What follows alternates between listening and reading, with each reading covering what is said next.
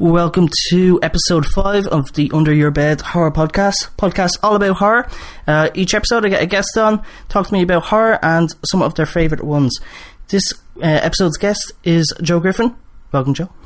Thanks for having me. Yeah. Joe is a freelance journalist. Mainly film you do, your cover, would you say? I'd say it's about half and half film and video games, and then or maybe a third, and then I do miscellaneous stuff as well. Pop culture. Yeah, a lot of pop culture stuff. Professional nerd. Is that a good description? I think that's a good description. Not offensive. Yes. I've been called a lot worse today. So you do a lot of criticism as well, reviews of films and stuff. Do you suffer from the critics' fatigue of?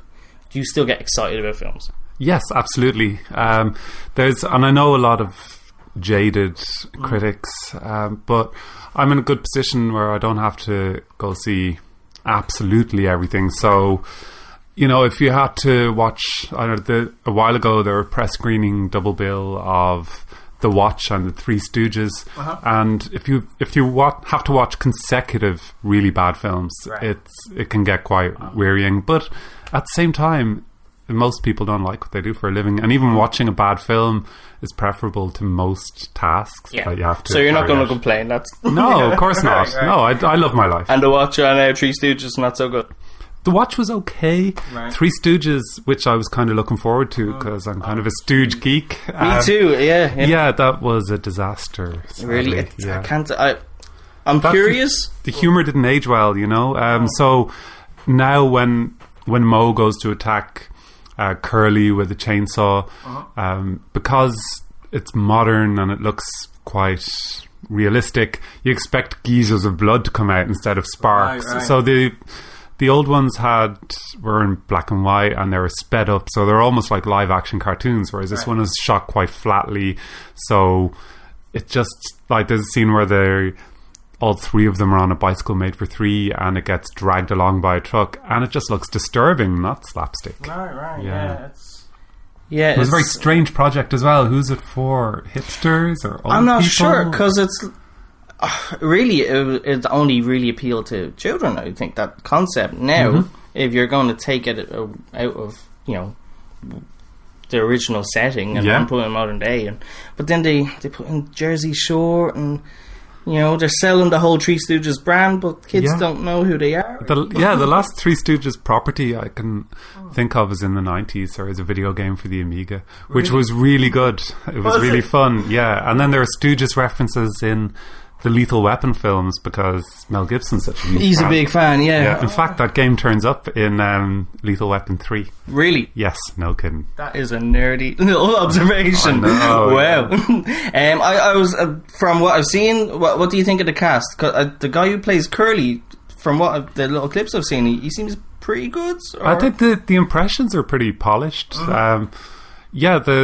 The cast are absolutely fine. It's just the execution and setting, and I think that style of slapstick has aged really badly, and it's ironic because it's the Farrelly brothers and there's a big labour of love for them, and at one stage they were talking to big movie stars like Sean Penn and Benicio del Toro about being in it. I remember hearing those rumours, I think the Farrellys are brilliant at slapstick. There's Something About Mary is a classic, and Dumb and Dumber and Kingpin, they're all fantastic films, but they're new modern takes on slapstick style.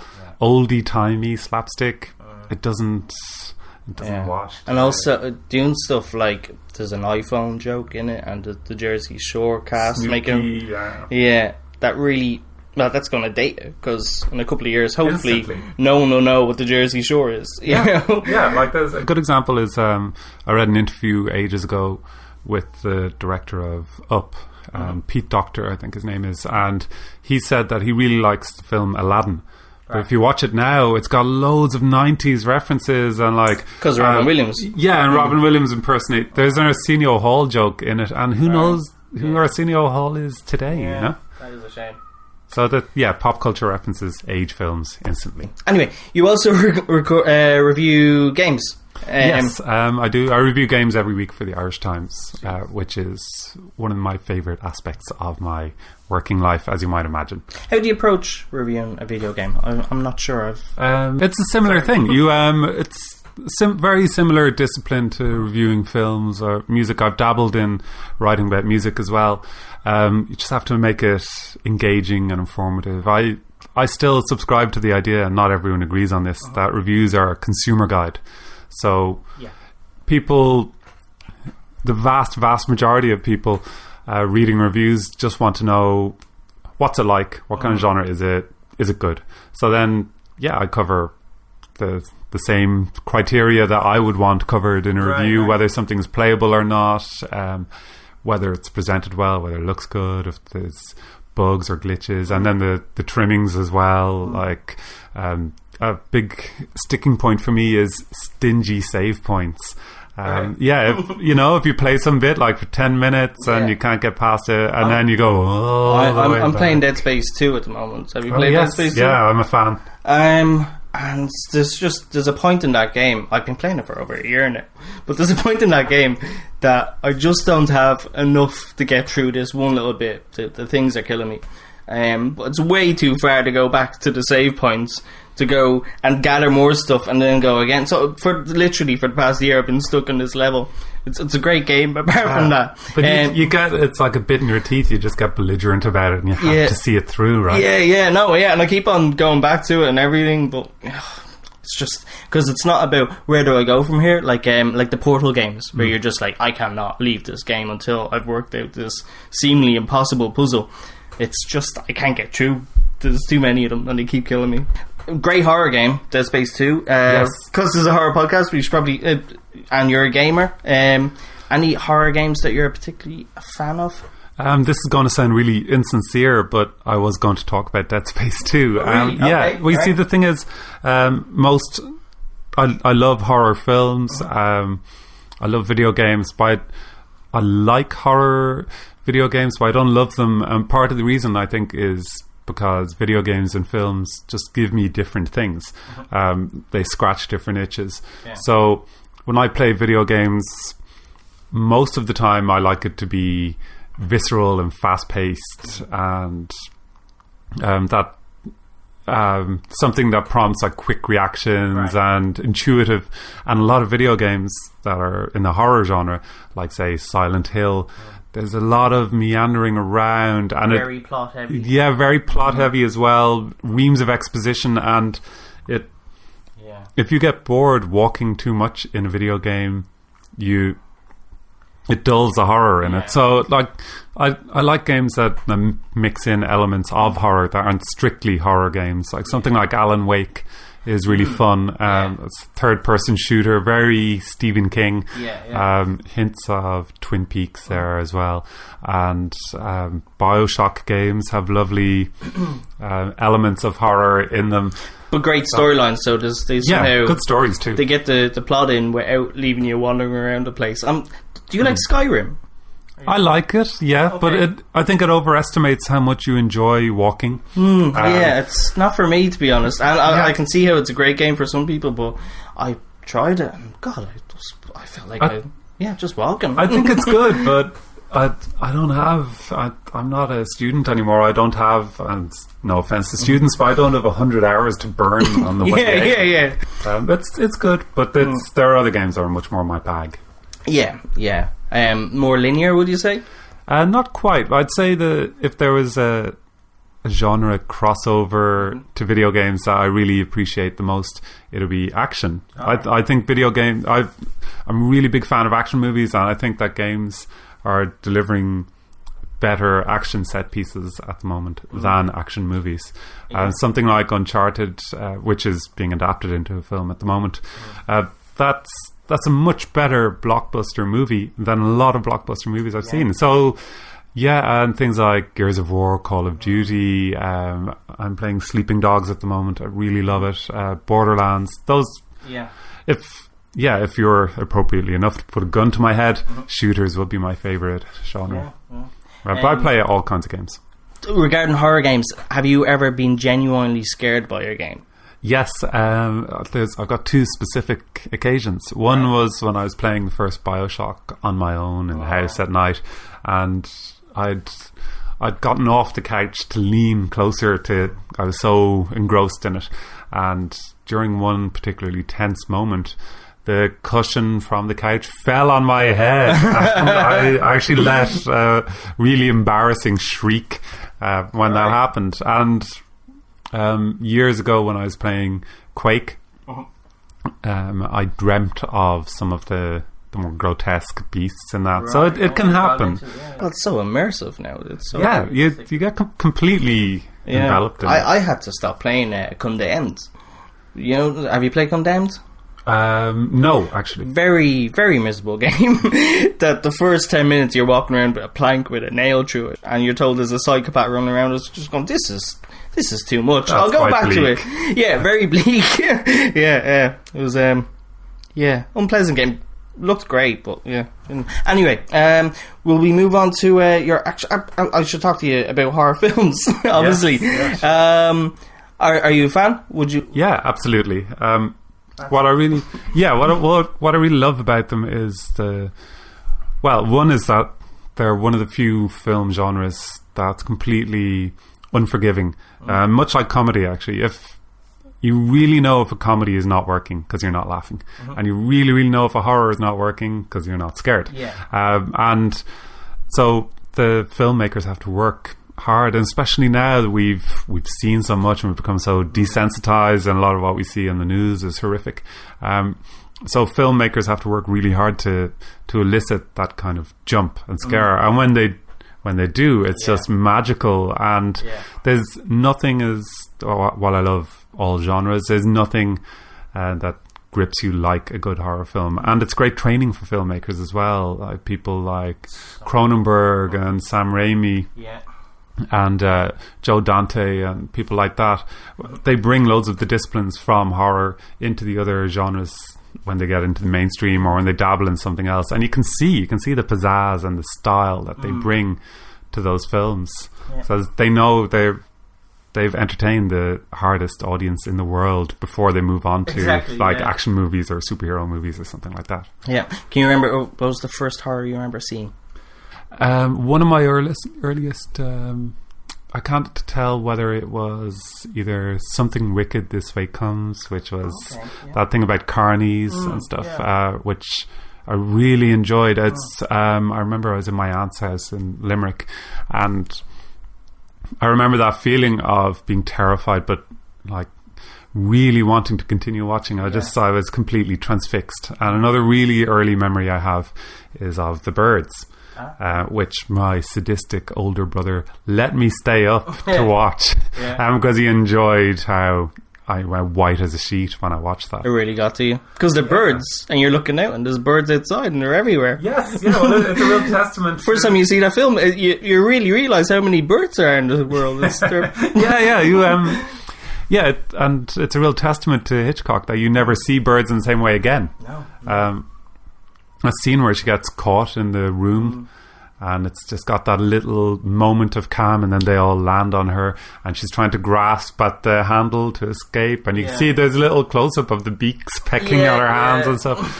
That's proper scary stuff. And that image, I must have been 6 or something.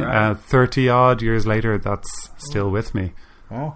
You're talking about like knowing when a horror film works, as in if you're in a packed audience, you know if a horror film is working or not. Yes. And I think that really adds to it. I saw Insidious earlier this year, and I love Insidious. It was really, really effective. Well, it got really mixed reviews, and I saw it with a crowds, and the crowd were really into it, and it felt like a proper, roller coaster ride of thrills. It really worked. Roller coaster is a perfect analogy. A ghost train. Boo. A lot of that. Yes. Really. And I always wondered that crowd I saw with on a packed cinema on a Friday night. Does the critic who goes to see the same film on a Wednesday or Thursday morning with a coffee with about 10 other people, do they get the same? Can they judge it properly, do you think? They can judge it properly, but there's the atmosphere just is not the same. The difference between watching a comedy or a horror, or say The Raid, people don't shriek or laugh or really strongly react. There's the odd exasperated gasp or something like that, but it's not the same. I remember seeing when The Exorcist was re-released, seeing that in the Savoy One, and it was Friday night. It was really busy, and people were shrieking and screaming, and then it's one of those masterful films. It's really loud and then really quiet. The door would shut, and there'd be a little a ripple of nervous laughter throughout the cinema, and it's really fun. And I love that feeling of relief that it's only a movie after you've been scared stupid. How do you think? Do you think it's the genre does it get treated well by critics overall? I think on this side of the pond they're quite fair. I know Donald Clark loves horror film.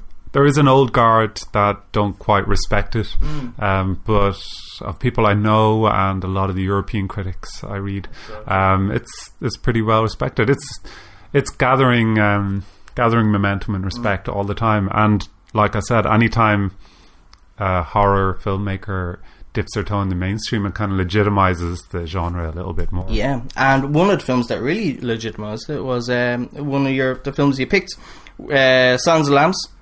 And you also picked Event Horizon and The Fly. What order were we going with that? I would like to do it The Fly, Event Horizon, and then Silence. Sorry, you already told me that, but I forgot. That's okay. The Fly, I was telling you there. Go ahead and top up your beer. Sorry. Thank you for buying beer, by the way. Yes. The beverage for this episode is Erdinger. Yeah, I love it. It's one of the first fancy beers, I'd say, I got into a few years ago. You know, when you discover there's more to life than Guinness and Heineken. Heineken, and this is one of the first of those artisan beers, even though it's everywhere now. It is everywhere, but it still Erdinger feels like a little treat. No, it's still it does. Yeah, it's even though I think it used to be a lot more expensive than other beers, but you can get it's all the same now. Yeah, it's delish. It's great. It's nice and cloudy. Yeah, I love the Weiss beer, Hogarden, and there's some great ones. I forget if I'm supposed to put a slice of orange in this one. Do they serve it a slice of orange? I've heard that, but I prefer Hogarden always. Okay, cool. Yeah, cool. So we're talking about The Fly. Fly, yeah. There's so much I love about The Fly, and it's one of those. And we're talking about the remake. The remake, yes. Cronenberg's The Fly. Yes, there's so much to say about it. Maybe the first thing we should say is that anyone who says the remakes are not as good as the original, watch both Flies. Yeah. They're just in completely different leagues. Yeah. And it really shows what can be done with a remake, that you can take the concept from the original film and just run with it and do everything everything the original didn't do. So I quite like body horror, and I love Cronenberg because he's all about that. And I think it's really terrifying, your body betraying you.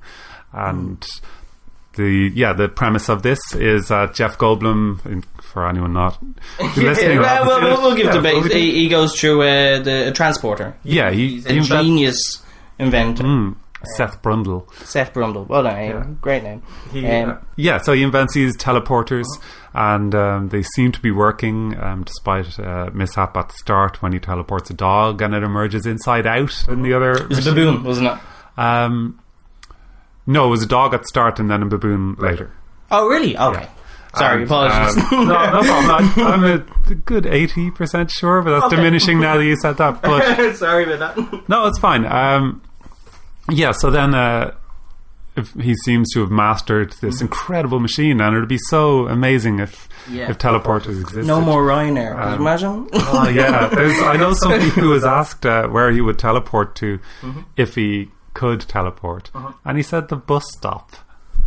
That really defeats the purpose of a teleport. Down the street, pretty much. No, but then he'd have to get on a poxy bus. Yeah. Why not teleport to the location he's going to?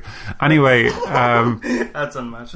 Yes, so Brundle teleports himself, eventually, and a fly is in the machine, and then they meld into one another. But he doesn't notice at the time. He kind of feels like he's been his atoms have been kind of filtered. Yes, and he's been put together better. He compares it to coffee. Yeah, that's it. Yeah.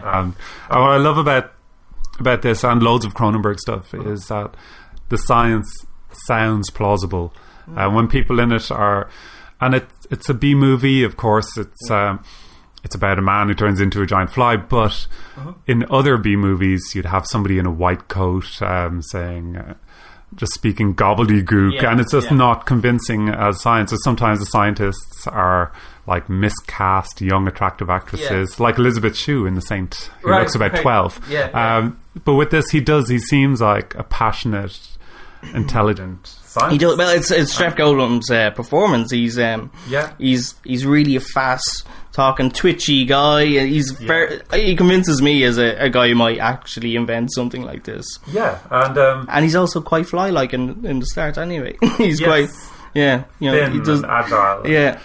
So so all the trimmings are there. All of the things that draw you in. He's quite a lovable character as well, I think, and he sparks up this relationship with Gina Davis, who's just radiant in this film, and they've amazing chemistry. They're a real life couple after this, or was it before it? Anyway, around this time, they have tremendous chemistry. And what's amazing about it is it's got some horrific, disturbing images. The nightmare that Gina Davis has. She gives birth to it. We should probably say spoilers. If you haven't seen The Fly, stop this, go watch it. So we'll spoil The Fly. How have you not seen The Fly? Exactly, The Fly. yeah. But anyway... she gives birth to a maggot in her dream, which is cool. And Cronenberg is the doctor. Yes. Yeah, it's great. And... yeah, the decay that Goldblum goes through, and he has to vomit on his food to eat it, and that's consistent actually to how flies eat, and it's a weirdly moving story as well as being quite it gets under your skin, and it's loads of those images haunt you, especially that nightmare, which they used in The Fly 2. It's like the only good bit in The Fly 2 is a clip of The Fly 1. But it does. It haunts you. The love story really is tragic about how his body betrays him and crumbles, and then his mind changes, and he knows he's becoming a monster. It's a really moving scene when Gina Davis calls up to him and he asks, "Have you ever heard of insect politics?" And he says, because they don't have humanity. They don't have politics. And I'm not going to describe the finale just in case you haven't seen it, but it's so moving. It is. Isn't it? She does the best thing she can do for him, for someone she loves. It's really sweet. Yeah, and it's a great compliment to Cronenberg that he can make such a weird film and have it so affecting as well. And the special effects are amazing. They still stand up. Yes. Computer generated effects is one of those things I wish we could uninvent, like Lynx deodorant or Ryanair. So because it's I much prefer animatronics and model work and makeup and stuff. The actors always look like they're sharing the same space with something if it's animatronic, and if in this film it's even if it's bad animatronics, you're still buying it. Yeah. Like, if you look at something like The Transformation in An American Werewolf in London, it still holds up as 30 odd years old. And with this is compare that to the Twilight films where Jacob changes. It looks awful. He jumps in the air and it's just like, he's a wolf now. It's real like, it's a real cheat, and it's really fast as well. They don't even look at the anatomy and how that would break down and how that would evolve compared with American Werewolf. It feels like it happens in a frame, like in a 24th of a second. The best part of anything where werewolf is seeing the actual transformation. Twilight cheats it out of that. I know, and it's not like it's got loads to offer. Exactly. When I heard there was going to be werewolves, it was like, okay, cool. Oh no, it's rubbish CGI. Jump in the air now, I'm a wolf. Yeah, thanks for ruining vampires as well. Exactly. So, yeah, with the effects in this, you see his skin changes and the blotches. And what really works is a really fetishize seems like a strong word, but not so much when you're talking about Cronenberg. That's probably a fair word. Yeah, all of Goldblum's body, you know, it really...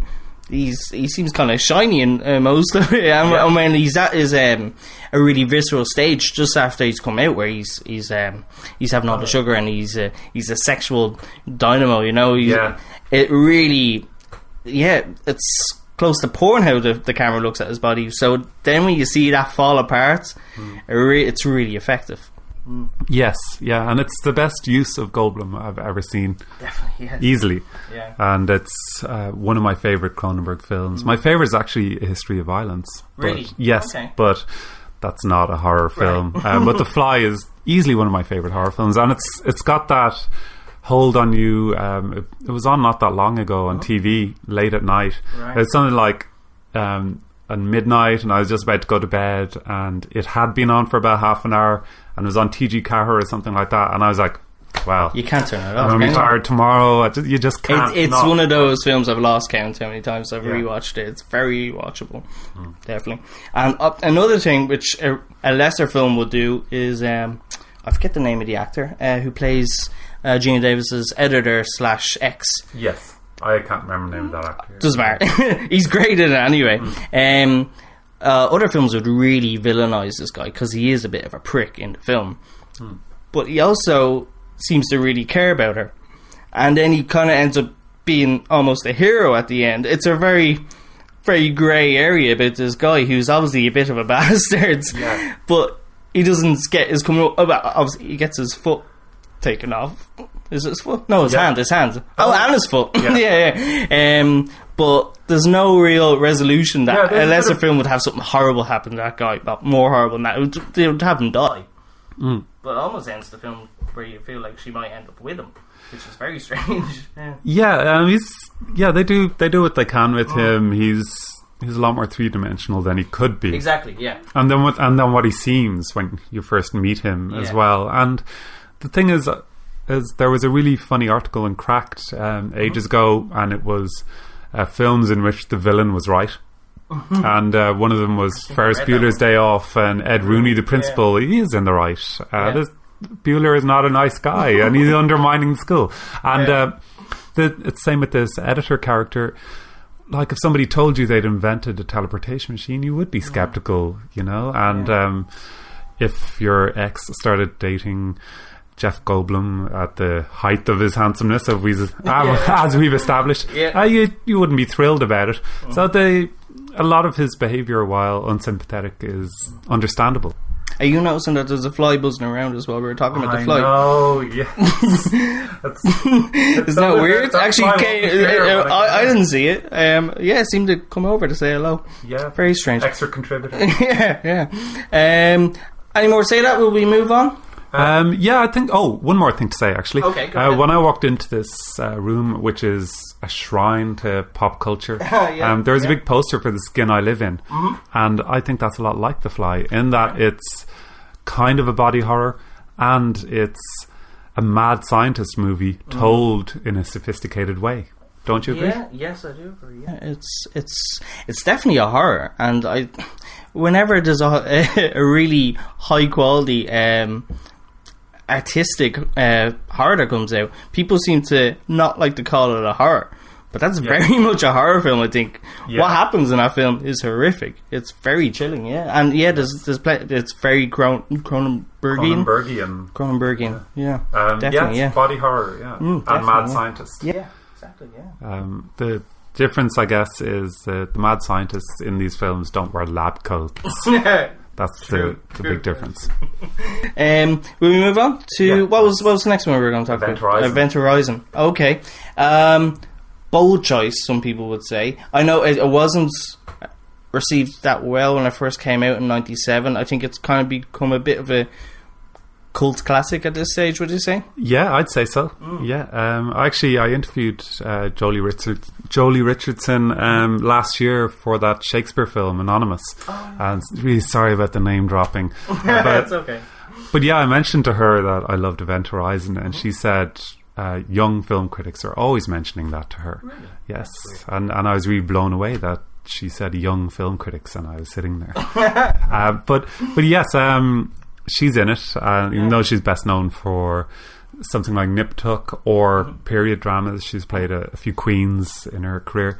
So the basic premise here is it's a science fiction haunted house movie. Yeah, I think the writer, his original pitch is The Shining in space.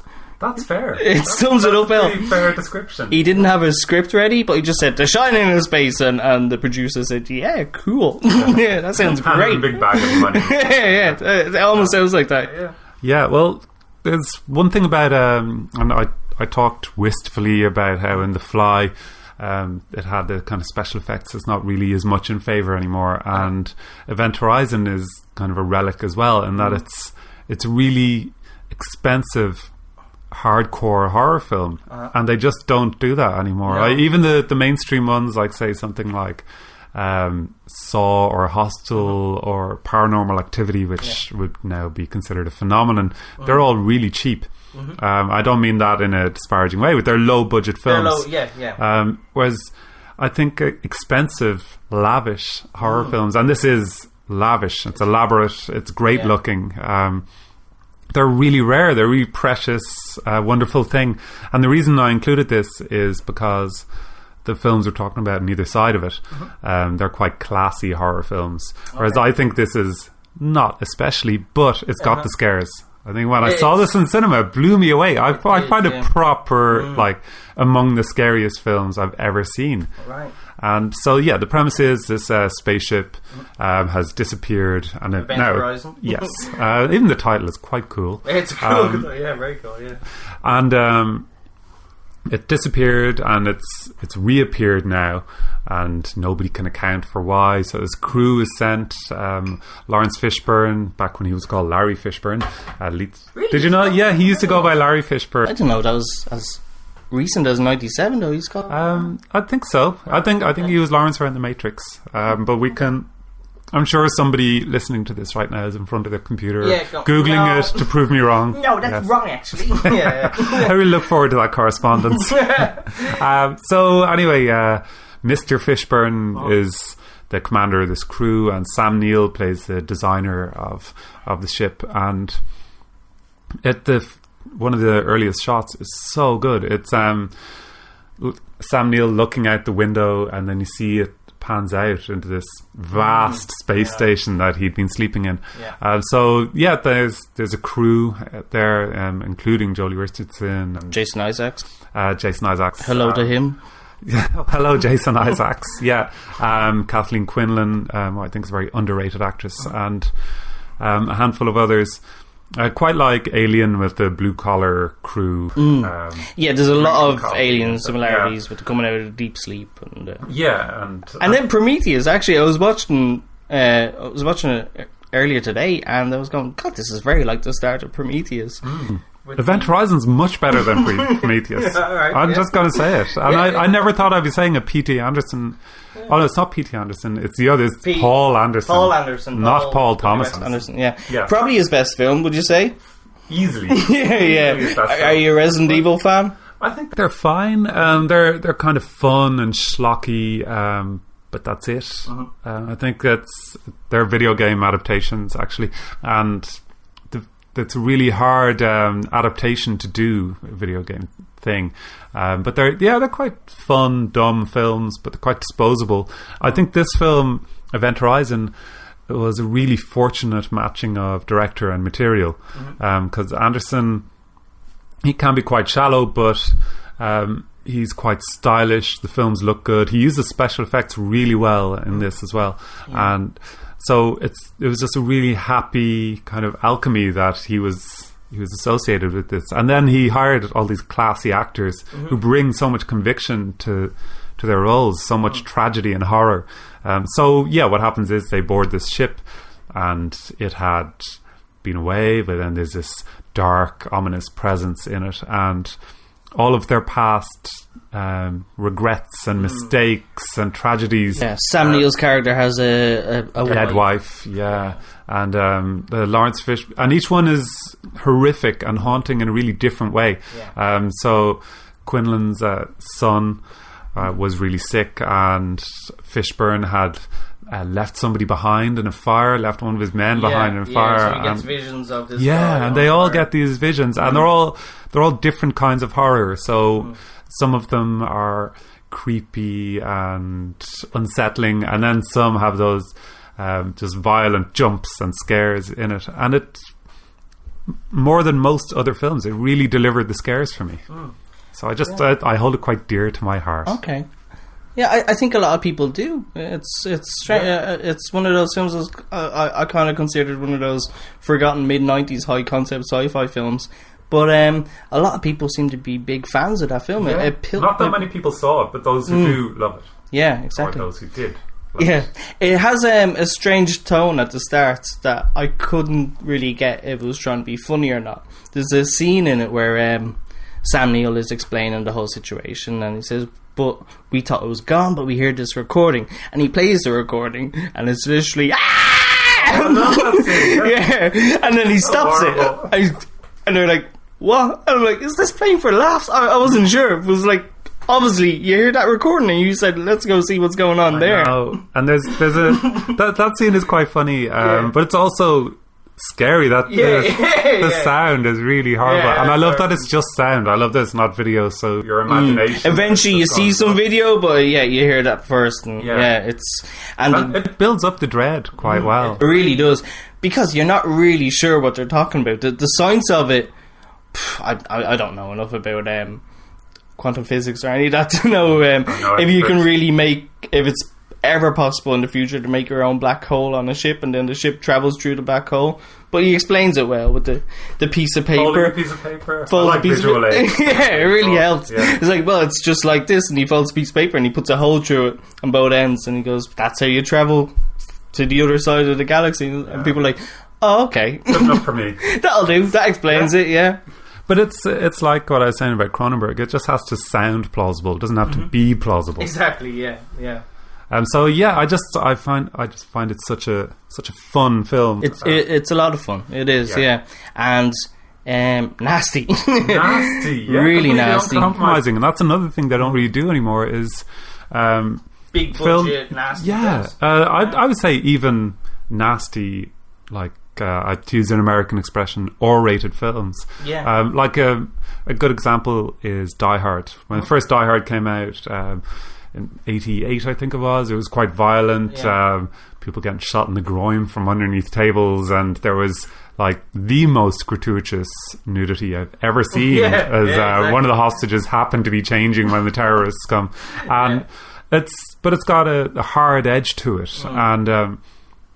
Somewhere along the way, audiences started getting younger, and films got softer. Mainstream American films kept getting softer and softer and softer, until now, like action films are like G.I. Joe and Transformers, and they just don't have that kind of edge to it. It's almost interesting that Anderson went on to do Alien vs. Predator, which is a perfect example of what you're talking about. Yeah, so watered down. Yeah, a franchise that started off really nasty. Both of them, Alien and Predator. Yeah, and nasty, and with artistry as well. Yeah, exactly. And Alien vs. Predator is something I'd say a 6-year-old in front of. It's really nothing really.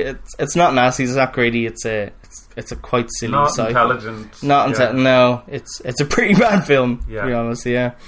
Which is a shame. It could be cool. I don't know. I think that it's one of those things like. People say there should be something on a predator planet, and then I was like, I don't know. Do you want to see the predators commuting? Yeah. Do you want to see like female predators wearing lipstick? And so I don't know how to do it without it being really asinine and crap. It works better with them just visiting us now and again. Yeah, and the last one with Adrian Brody, Predators, which was not bad. That was neither. Home or away, that was on a neutral pitch. It was just a forest. Yeah, there's a foreign planet that's not theirs, which I'm totally down with. But yes, Event Horizon. Anyone who likes horror films should see it. Exactly, yeah. It's very intense. We'll move on to your next one, which is, I would say, it's the first and probably the last horror film to ever win a Best Picture Oscar. Or is it? Yeah, unless you count Forrest Gump. But yeah, it has to be. And not only did it win it, but it won what they call the Big Five. Right. So Best Picture, Director, Actor, Actress, and Screenplay. Right. Yeah. Wow. Yeah. So this Silence of the Lambs could be described in one word as classy. I think it is a really classy, sophisticated film. Yeah. I actually only rewatched it again recently. And yeah, I really, really adore this film because it's a serial killer movie, and it's got all those elements that cheaper films, I don't mean lower budget, I mean films that go for cheaper thrills, have. So it's got that horrific villain and serial killers and women being kidnapped and confrontational images of disturbing sexuality and loads of stuff that's in B-movies and horror movies. But I think it's really beautifully written. The performances are so good. There's a real intimacy, I think, between Clarice Starling and Hannibal Lecter, and weird chemistry. I'd never seen a relationship in a film like that before, where they kind of strangely admire each other, but she's repulsed by him, and the scenes where he coaxes her to talk about her past and her life in exchange for information about Buffalo Bill, this serial killer who's still at large. Right. Those scenes are so intimate and all, like, strangely sweet.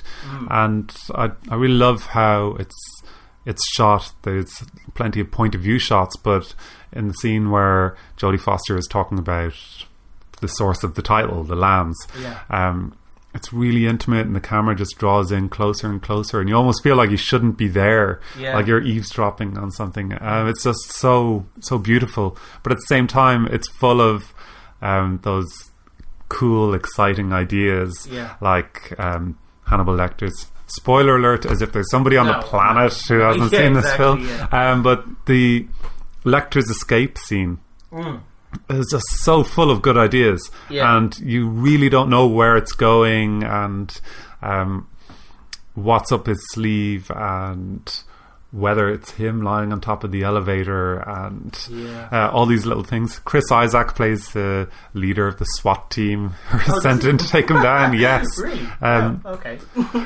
And so this is Jonathan Demme, who's got quite a nice eye for casting, actually. There was a lot of better known actors were Meg Ryan, Gina Davis, Michelle Pfeiffer. Michelle Pfeiffer, I think, was originally cast, but she backed out, I think. I don't know why she fell out. I think there's schedule clash or something. Gene Hackman and Michelle Pfeiffer, I think at one stage they were cast, but just because they didn't want to be in a graphic horror film, and it's she had worked on Married to the Mob with Demme just before that, and she was terrific in that. It's one of her best films. And so Jonathan Demme is another of those filmmakers who just resuited the material and brought a lot of what he'd learned on what somebody might consider lower rent films. So he started off working for Roger Corman, and he made that women in prison movie, I think it was called Caged Heat, and it's something wild. So he'd come from like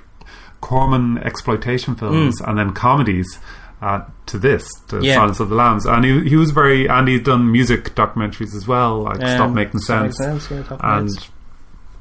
He seems like a really odd choice for this, but it's really well directed, really fast paced, really well shot. The use of point of view shots, the scene when Clarice is in the house at the end, that's one of the best horror setups in history. I think that's just terrifying. Brilliant. She's gone around, she can't see, it's pitch black, but he's wearing his night vision goggles, and he kind of touches her hair, and it's great setup. Great setup and fabulous editing. And just before that, when it shows the SWAT team, the little trick there, it's so clever. The SWAT team arrives, at the house, and they're ringing the doorbell, and Scott Glenn and all the guys are in their flak jackets or outside with shotguns. You see Buffalo Bill inside reacting to his doorbell being rang. Yeah, I'm coming. Right. And, that's good. Yeah, thank you.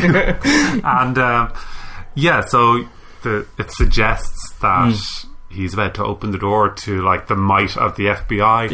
And when he opens the door, it's like little Clarice Starling standing there, and the FBI guys had been sent to the wrong house. I think it's a great use of everything about Jodie Foster. Her vulnerability as an actress. She's lovely and small as well, and skinny, and she looks really young in it as well. Her character hasn't even graduated. Exactly. yet. Yeah, she's taken out of training to do this massive. I can't remember what was the justification of that. It was a kind of a last resort. Scott Glenn's character had tried other things, and Lecter wasn't talking to anyone, and he Starling was head of her class, and he saw tons of potential in her, so he was like, well, let's try a young woman to try and get information from him, and we'll see where it goes. And Lecter is intrigued by her, and that sets the ball rolling in the plot. And the best scenes in the film are probably the conversations between Lecter and Starling. Yeah, he's actually not in the film that much. 16 minutes, I think. Is it that little? Yeah, that's like it. That? Best actor Oscar. Yeah, he's a complete scene stealer, and a really weird thing about it is, like, he's somebody who eats people, and we're expected to sympathise with him, and audiences did. They embraced him because he's charming and he's playful and he's funny, and because he's got a weird kind of internal justice system of his own. Like, so he wouldn't, after he escapes, he wouldn't go after Starling because the world is more interesting with her in it, as he puts it, which is a really lovely turn of phrase. But he goes after Dr. Chilton, his sadistic doctor who had imprisoned him. So he's got this weird kind of vigilante. He actually has a moral codes where he will eat people, but he won't stand for his neighbour cellmate flicking semen at Clarice. Yeah, exactly. And he talks the guy into eating his own tongue. That's right. Yeah. And then what's really funny is it actually Silence of the Lambs is partly responsible for my career, if you can call it a career, because one of the first film related story I wrote for the Times was about villains who were introduced as heroes in sequels. This happened, Terminator 2 right. Exactly, and Geoffrey Rush in Pirates of the Caribbean, and to a lesser extent Catherine Trammell, the character in Basic Instinct. Slimer. Yes, Slimer, yes. Did you mention Slimer? Too. I think he might have ironically slipped through. I think right. But that was my first feature in...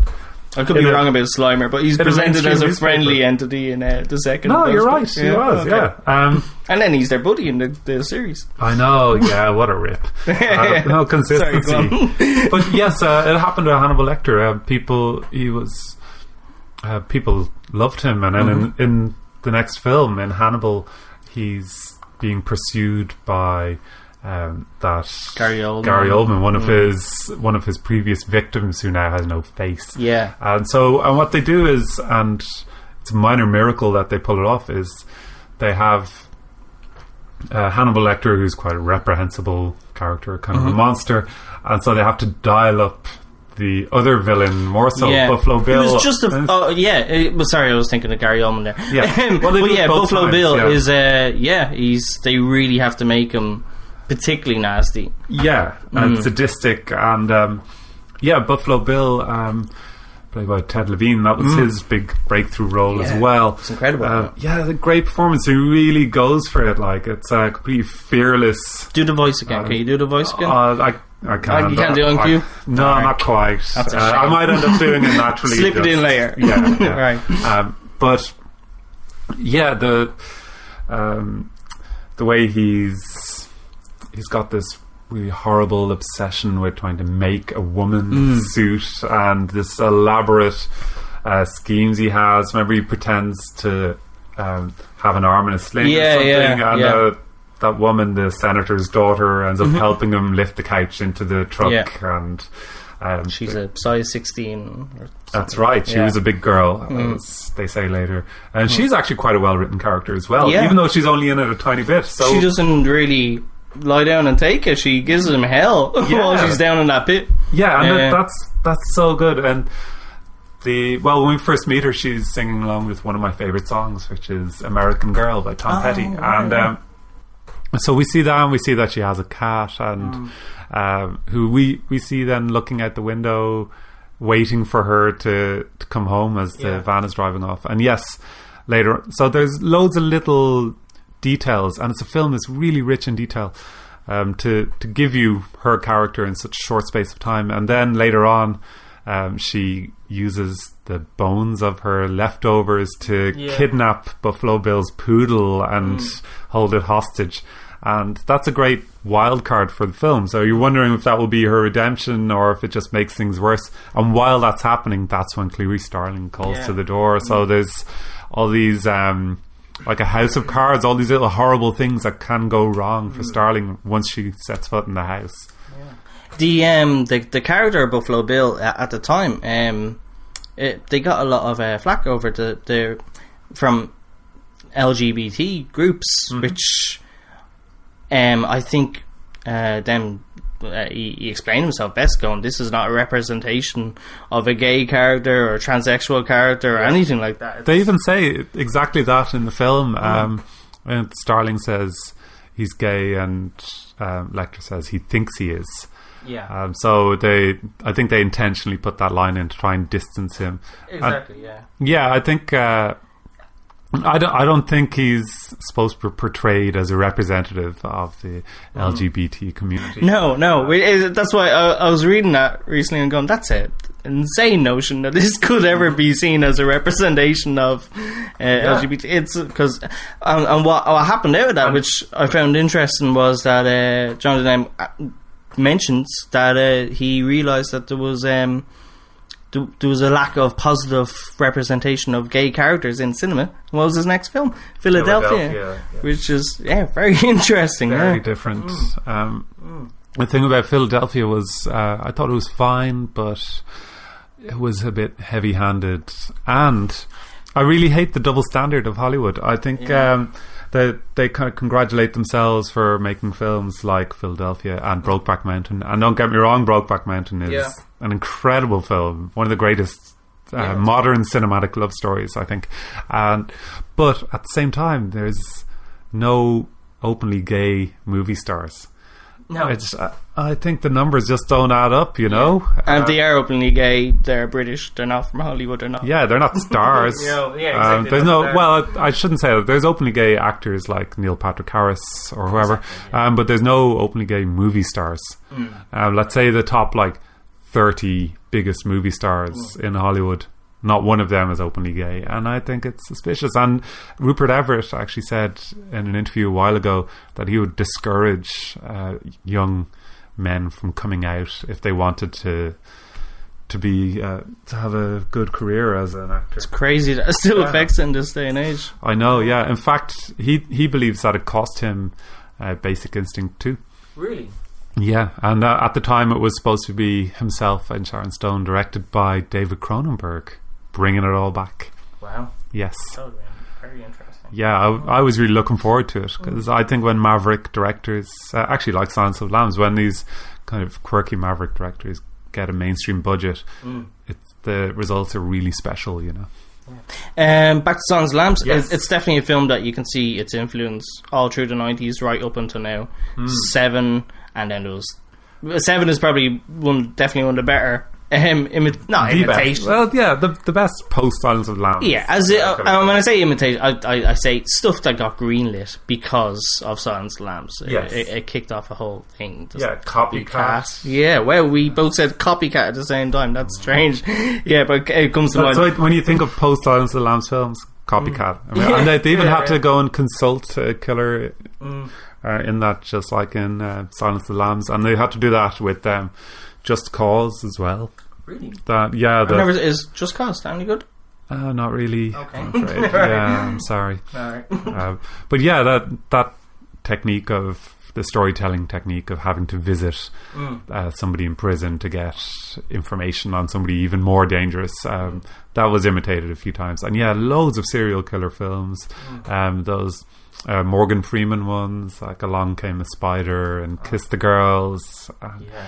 So many of them. And actually, Silence of the Lambs reminds me of Basic Instinct in that way, in that Basic Instinct gave birth to loads of erotic thrillers. And Basic Instinct is excellent. It's really fun and exciting and knowing and unusual. It's a strange film. Loads of good ideas in it. Verhoeven is no dummy. And not one of the post-Basic Instinct films were sexy or entertaining. So and it's same with those post-Silence of the Lambs serial killer films. There were loads. You couldn't move for serial killer films in the 90s after Silence of the Lambs. And what most of them achieved, Jennifer 8 is another one I'm just thinking of, but what most of them achieved is they showed how hard it was to do effectively, and they showed how accomplished Silence of the Lambs was. Exactly, yeah. It's an interesting script, because I would look at that and go, it's strange how much we follow Hannibal's story, even though he's not actually in it. Yeah, but it's like the Where's Poochie syndrome. Remember in Simpsons, and Homer says, right, whenever Poochie's not around, people have to say, "Where's Poochie?" Exactly. Yeah, it's and even though it wasn't made for this situation at the time, it very much feels like the start of a franchise. Even though, Manhunter had already been out, preceded it, but it was a long time till they made Hannibal. But it feels like we're going to follow this character. It's a great, magnificent ending. And you see him with his Truman Capote hat and just walking off in some tropical island. Bimini. Was it? Yeah, I just remembered because it's the name of a font. But yeah, Bimini is the name of the place, yeah. Well remembered, yeah. Yeah, and so it's nice and ambiguous. But it's still final as well. Like the case is solved and Clarice becomes a fully fledged member of the feds, and so it's wrapped up, but beautifully open for a sequel. And he was such a rich character who didn't get that much screen time. It felt inevitable that he was going to get more. What are your feelings on Hannibal and then Red Dragon and then Hannibal Rising, which I haven't even seen? Hannibal Rising is kind of rubbish. I have really big issues with its existence. And the thing is, we don't know why people become serial killers or murderers. We don't really. The circumstances, the backgrounds that these people have, people go on to kill people, are so diverse that we don't really have a pattern for it. And like, it'd be great if we could prevent, and if we knew. We really don't know what we're doing with psychology as well at the moment.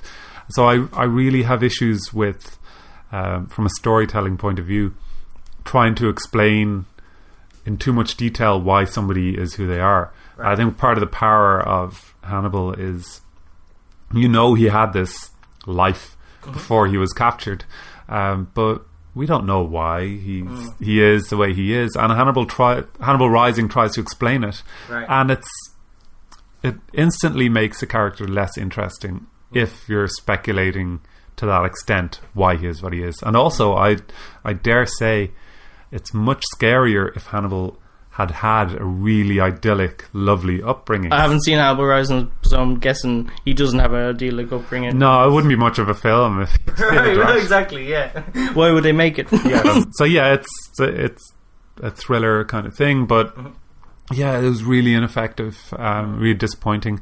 I quite liked Hannibal, the sequel to Silence of the Lambs. It gets mixed reviews. I thought it was such a good-looking film, and I thought Hopkins really enjoyed himself in it. I thought Mason Verger was a really enjoyably reprehensible villain, and it's got some lovely icky imagery in it. The book was the pigs really freaked me out. The man-eating pigs.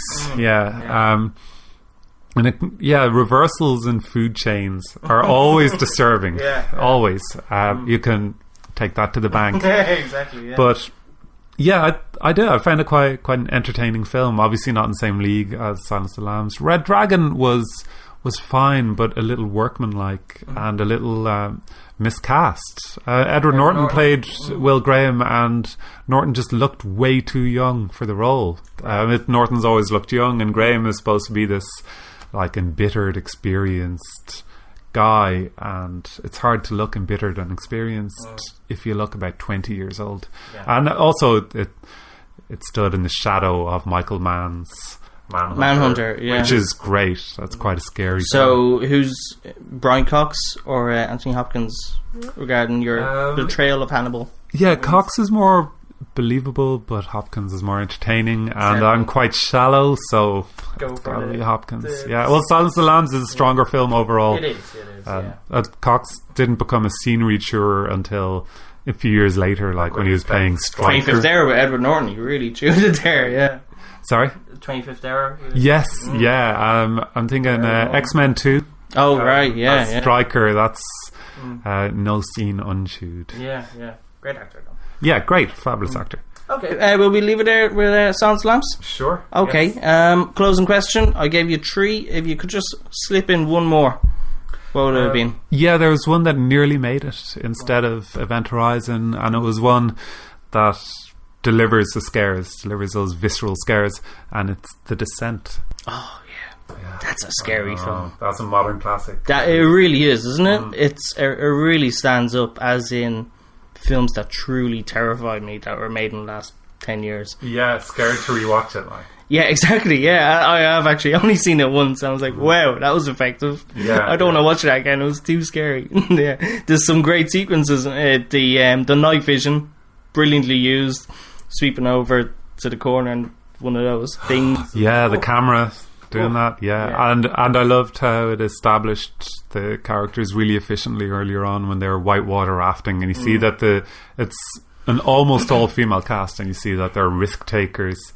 and then when they go potholing, you know that they like to, pun intended, push the boat out. Right. So you know it's a horror film. The really lovely ominous music at the start and the overhead shot. All girls, which is all girls. Yeah, and you get a sense that there's tension and history among them as well. So there's all these little extra elements before they go potholing, and then it's not the best holiday any of them has ever been on. Have you seen the 2 different cuts? The original UK Ireland cut with the US. I'll turn off right now if you haven't seen The Descent. Yeah, the podcast is nearly over anyway. Yeah, exactly. But if you've seen The Descent, keep listening. Yeah, where the original, we see one of the girls getting out. The last surviving girl. She gets out, and a guy picks her up, and she's happy, and then it's almost like a Texas Chainsaw Massacre ending, and she's just screaming with happiness, and then it cuts, and she's actually back in the cave, and you realise she's gone insane.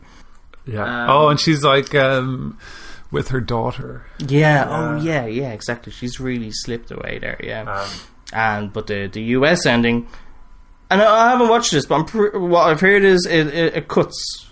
It doesn't. That's it. She gets out. Back in the cave. It doesn't show her back in the cave. Yeah. So when they made the sequel, they used the US version of it because the sequel's okay. Is it okay? I think it's. I've loads of people don't like it. Judged as a direct comparison with The Descent, it's just clearly not going to be as good. But as a little slasher film in its own right, it's fine.